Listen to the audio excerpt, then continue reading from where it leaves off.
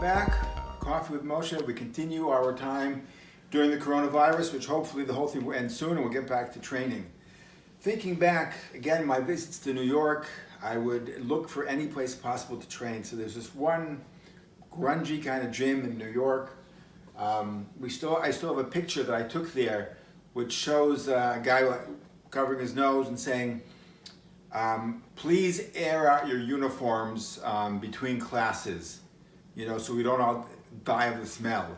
They weren't asking for anyone, God forbid, to actually launder their uniforms. We're dealing with guys here, but people would just take their gi, put it in their bag, and wait till next time. So the message there was at least air out your uniform now and then. In any event, I don't remember the exact address. I remember it was some place like off the beaten track. You go into some building, go down the alley, press a button, go up 2 floors, and we get there, and there was a dojo with different classes going on all the time. I can picture it in my mind. And the training there was very, very hardcore, some sort of style of Kung Fu. And one day I met this tall guy there who was training on his own with he was training with a wooden dummy. And he saw how serious I was, and he invited me to train with him a little bit. His name was Maurice Llewellyn, American guy, but he's a Kung Fu practitioner, a Wing Chun practitioner, and he lived in Australia for a while. And twice he took the heavyweight Australian freestyle fighting championship many years ago. Maurice Llewellyn, wonderful guy. And this is one of my great experiences. He said, let me take you under my wing and let me train with you a little bit.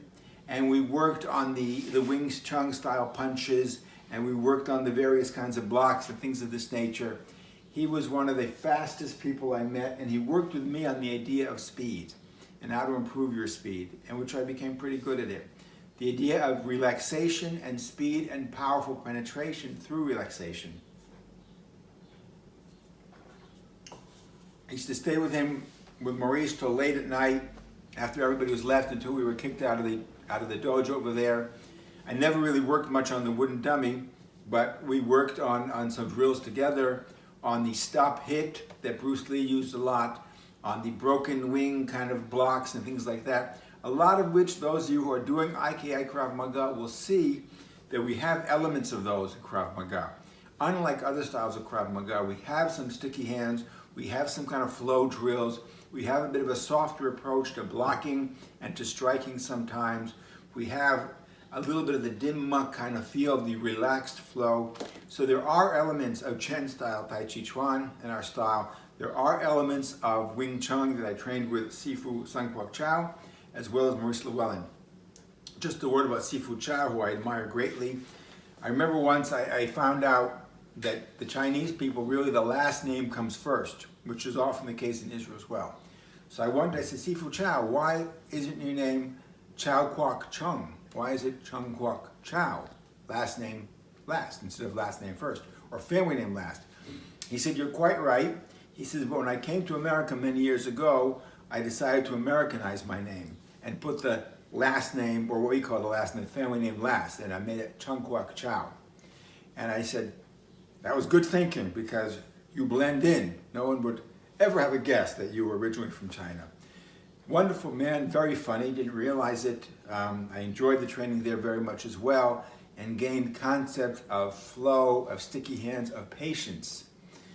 Learning to be patient with myself. We would work on this drill here endlessly, one hand and the other hand, learning how to make the circle and so forth, 2 hands working together. Outstanding drills, and all this became part of what eventually became IKI. And of course, IKI, Israeli Krav International, is a style that's still developing.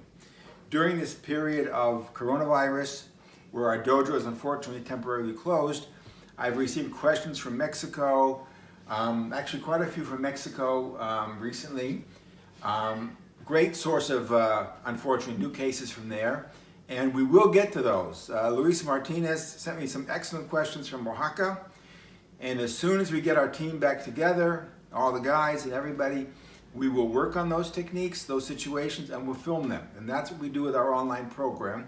And then we share those techniques with you online and at the upcoming seminars. So hang in there, enjoy your coffee, and we'll talk soon.